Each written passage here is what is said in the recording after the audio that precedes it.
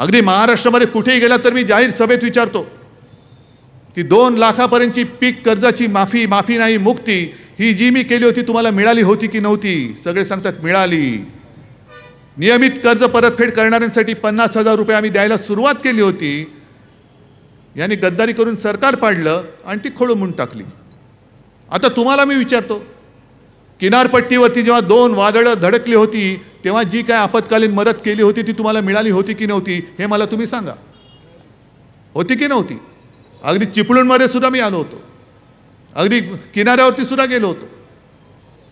याचा अर्थ असा की जे होणार नाही, चंद्रावरती पूल करेन, घराघरामध्ये आणखीन काहीतरी करेन, असं वेडवाकडे मी बोलत नाही. जे होण्यासारखं असेल तेच बोलतो आणि जे बोलतो ते मी करून दाखवतो. आणि म्हणून तुमच्यासमोर 2 पर्याय आहेत. एक 10 वर्षाच्या थापा, ही मोदी गॅरंटी, आणि दुसऱ्या बाजूला माझं वचन, जे मी वचननाम्यात दिलं ते मी करून दाखवणार. तुमची निवड तुमच्याकडे. उद्धव ठाकरेचं वचन तुम्हाला महत्त्वाचं आहे का मोदीची गॅरंटी? हे महाराष्ट्राने उत्तर द्यायचं आहे.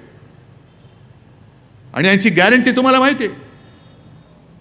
यांची गॅरंटी म्हणजे अशी, मगाशी जे मी बोललो ना, एक अकेला सब पे भारी, आजूबाजूला भ्रष्टाचारी, सगळे भ्रष्टाचाऱ्यांची फौज घेऊन हे आपल्यावरती चाल करून येत आहेत.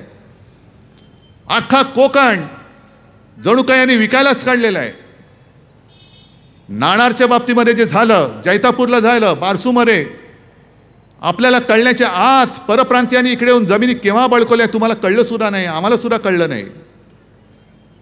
आणि पुढचा जो धोका आहे तो हा किनारपट्टीचा विकास ते सिडकोकडे देत आहेत. सिडको म्हणजे यांचे सगळे कॉन्ट्रॅक्टर, बगल बच्चे, सूट बूट की सरकार.